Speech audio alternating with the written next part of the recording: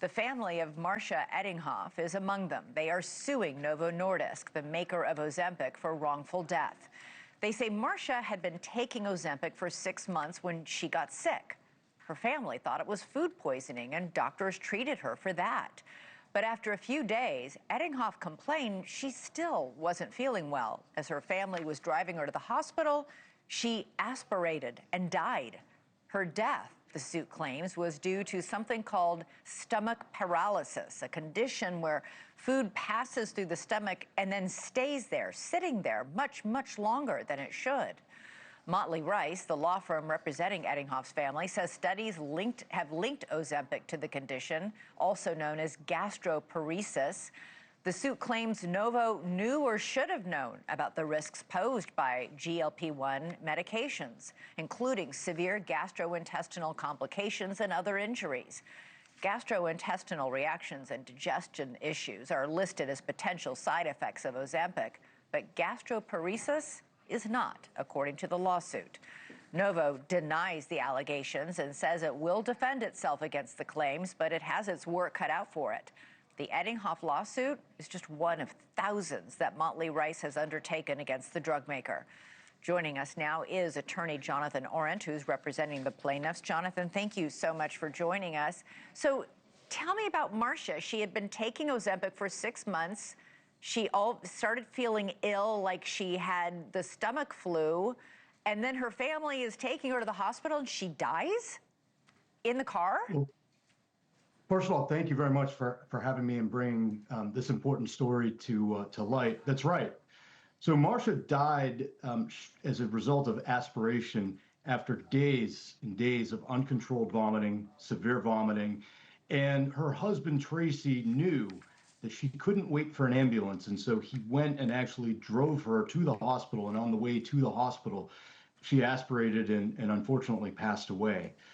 I think one of the most startling things is that we believe that this could have been warned of, it should have been warned of, and recent FDA action, we think, validates the allegations that we've made in these lawsuits. What FDA action is that?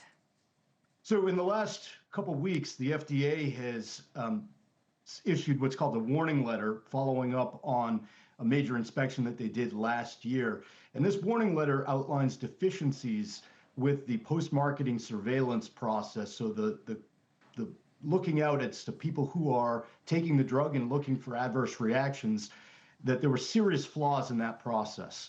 And these are the studies that go on that that really make sure that once drugs are marketed, that they are safe, that we learn all of the adverse events related to these drugs. And the FDA noted some major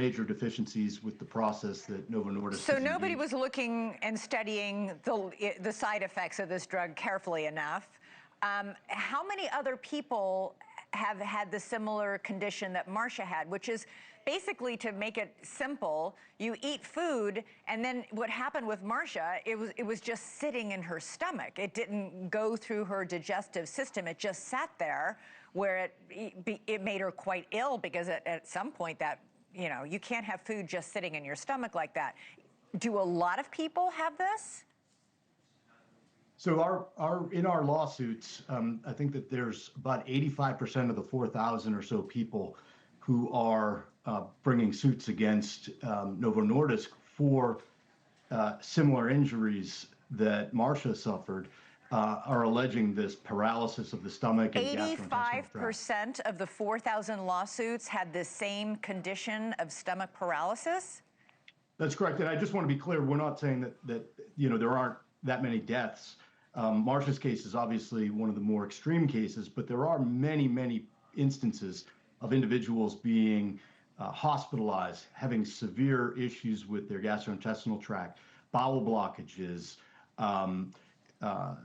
things of that nature. And that's not even talking about the blindness cases that you mentioned earlier, where there's a condition called NAION, which is a type of sudden blindness that can come on with these drugs. And in fact, some of these companies like Novo Nordisk warns in Europe this complication, but there's nothing in the United States. Thank you for watching. Subscribe below and download our NewsNation app right now on your phone, and you will get fact-based, unbiased news for all Americans.